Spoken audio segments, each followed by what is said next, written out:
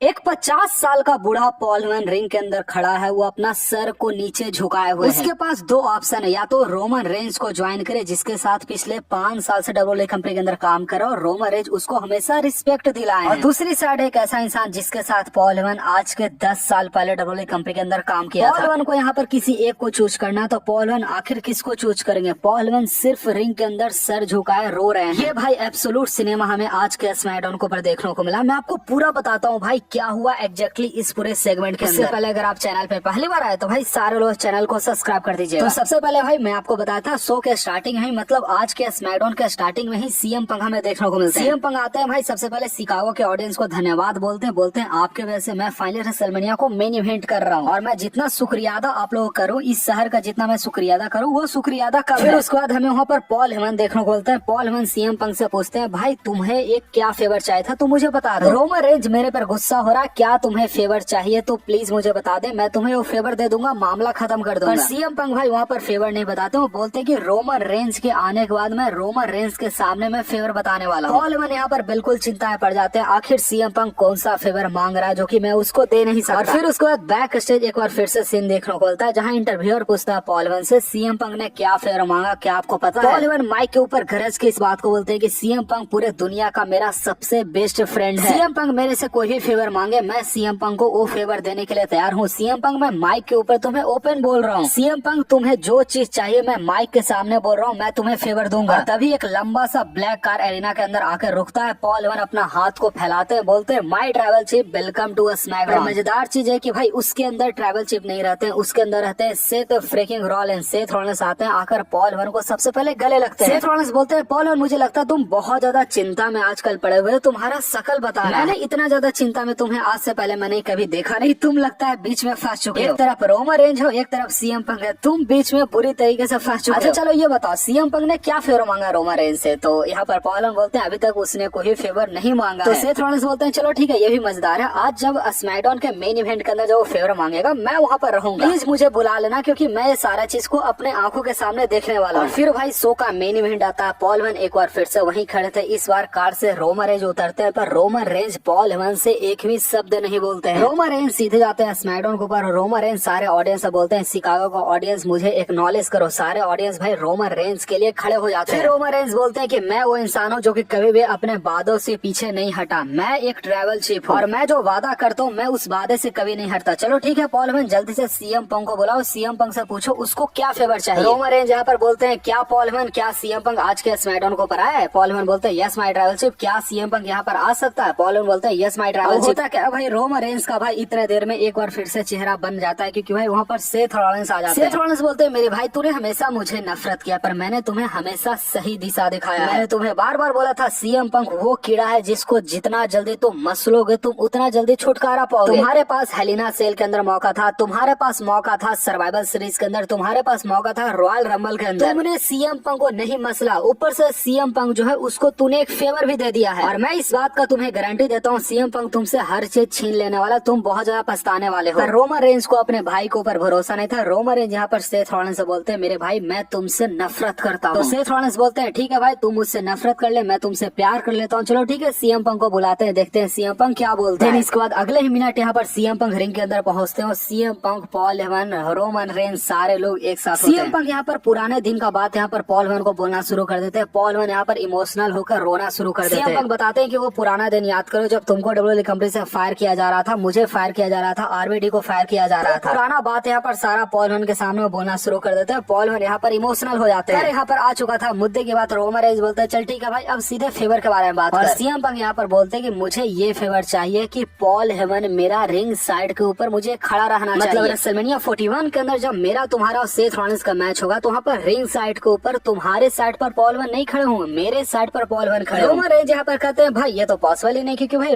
मतलब Paul Heyman तो भाई मेरा ट्रैवल चिप है, पॉल हेमन मेरे बिना रह नहीं सकता। तुम कैसे बकवास वाले बात करो? रोमन रेंज वहाँ पर हंसना शुरू कर देते ये हो कैसे सकता? चलो पॉल हेमन तो खुद बता दो तुम उसके साथ नहीं रहने वाले। पॉल हेमन की तरफ रोमन रेंज मुड़ते हैं पर पॉल हेमन यहाँ पर शांत थे, पॉल हेमन यहाँ पर कुछ बोल नहीं रहे थे। रोमन रेंज यहाँ पर 5 बार एक ही बात को रिपीट करते हैं पॉल हेमन बताओ कि तुम मेरे साथ रहोगे, तुम उसके साथ नहीं रहोगे। पॉल हेमन बोलो कि तुम मेरे साथ रहोगे। यहाँ पर पॉल हेमन का ये जवाब आता नहीं ट्रैवल चिप मैं आपके साथ नहीं रहूंगा, मैं इस बार सीएम पंग को ठुकरा नहीं सकता, मैं इस बार सीएम पंग को ना नहीं बोल सकता है। और तभी रोमन रेंस गुस्सा हो जाते हैं पॉल हेमन के ऊपर। तभी सीएम पंक रोमन रेंस के ऊपर अटैक करके सीएम पंक रोमन रेंस को अपना फिनिशर लगा देते हैं। रोमन रेंस सामने पड़े हुए हैं, पॉल हेमन सामने देख रहे हो। यहाँ पर खत्म हो जाता है रोमन रेंस और पॉल हेमन का 5 साल का कहानी। पूरा स्मैकडाउन का रिव्यू तो भाई इसके बाद चैनल के ऊपर देखने को मिलेगा, पर बताइएगा आपको कैसा लग रहा है अभी फिलहाल।